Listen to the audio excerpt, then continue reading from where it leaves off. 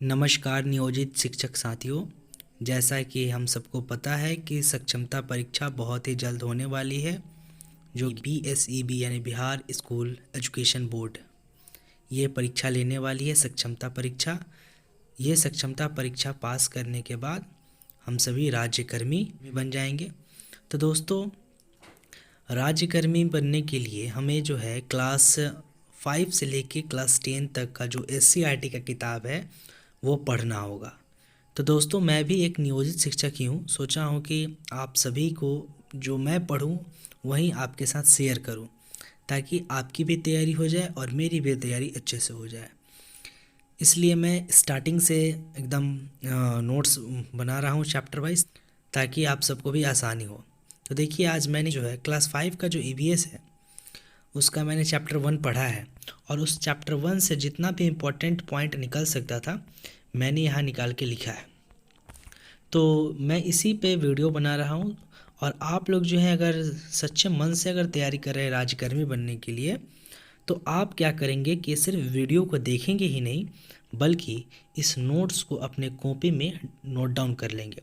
यह चैप्टर 1 है, फिर नेक्स्ट में मैं चैप्टर 2 लाऊंगा, फिर चैप्टर 3, इसी तरह करके सारा चैप्टर जो है कवर हो जाएगा। और साथ ही मैं अपने व्हाट्सएप ग्रुप में ऑब्जेक्टिव भी क्वेश्चन दे रहा हूँ। उस व्हाट्सएप ग्रुप का लिंक मैं आपको डिस्क्रिप्शन बॉक्स में दे दूँगा, आप वहाँ से उसको ज्वाइन कर लीजिएगा। तो चलिए शुरू करते हैं। काफ़ी लेवल इजी लगेगा आपको, लेकिन ये ध्यान दीजिएगा कि क्लास 5 का नोट्स है, ठीक है, और उससे संबंधित इस चैप्टर 1 से संबंधित इसमें पॉइंट लिखा हुआ है।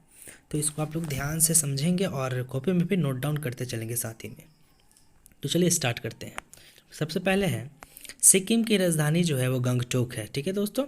नेक्स्ट पॉइंट है दार्जिलिंग पश्चिम बंगाल राज्य का पर्वतीय स्थल है।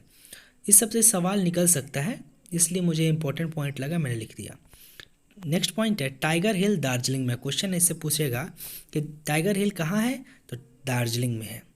उसके बाद पूछ सकता है कि कंचनजंगा कहाँ है, तो कंचनजंगा सिक्किम के उत्तर पश्चिम भाग में है, जो कि नेपाल की सीमा पर स्थित है। नेक्स्ट पॉइंट है दार्जिलिंग में natural history museum, Lloyd botanical garden और जूलॉजिकल पार्क भी है।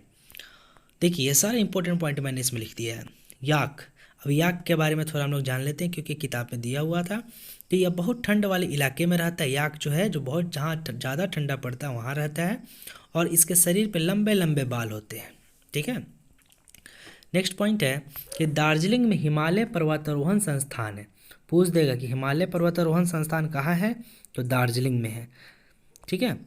और तेंजिंग नोर्गे के बारे में इस चैप्टर में पढ़ना है। देखिए, तेंजिंग नोर्गे जो थे ना, ये एक पर्वतारोही थे, यानी कि पर्वतों पे जो चढ़ते हैं ना उनको पर्वतारोही बोलते हैं। तेंजिंग नोर्गे इन्हीं पर्वतारोही में से एक थे।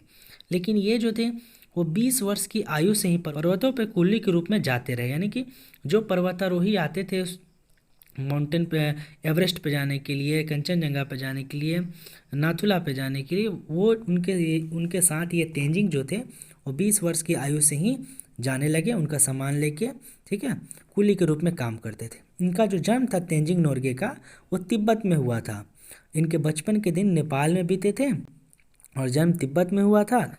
दोस्तों, ये जो थे ना वो काफ़ी ज़्यादा फेमस तब हुए जब वो 1947 में एक पर्वतारोही दल के साथ जाते समय जो था उनका एक दोस्त था वागडी नोरबू, वो पहाड़ से गिर गया और घायल हो गया।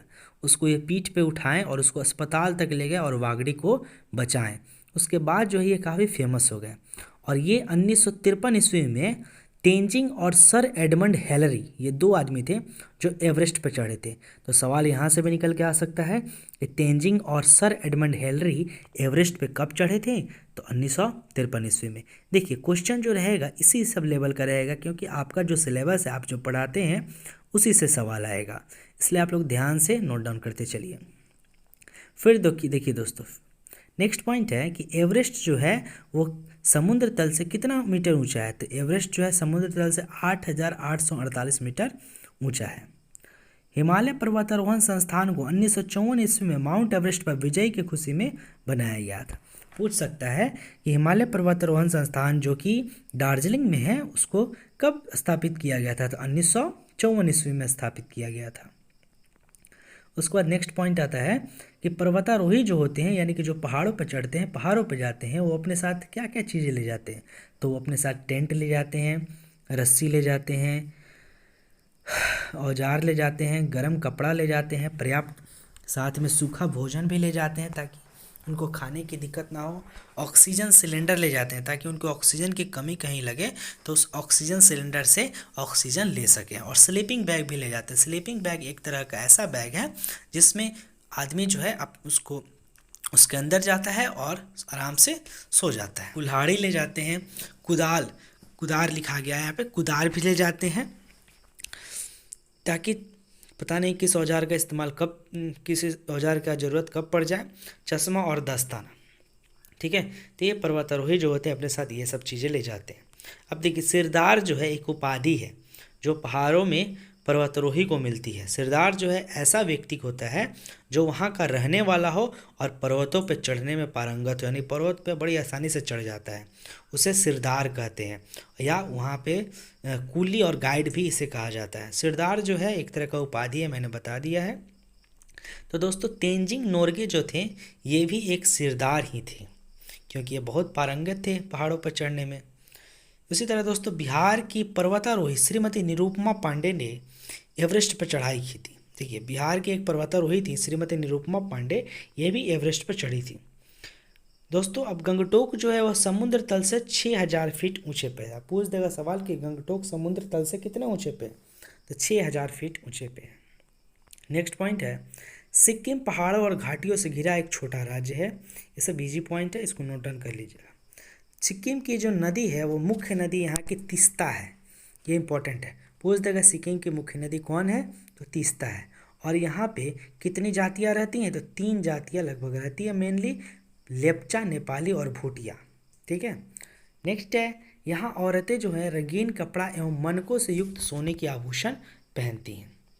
उसके बाद है कि रूमटेक मॉन्स्ट्री कहाँ है, तो रूमटेक मॉन्स्ट्री गंगटोक में है। उसके बाद नेक्स्ट पॉइंट है, करमापा जो है बौद्ध धर्म का दर्शनीय स्थल है।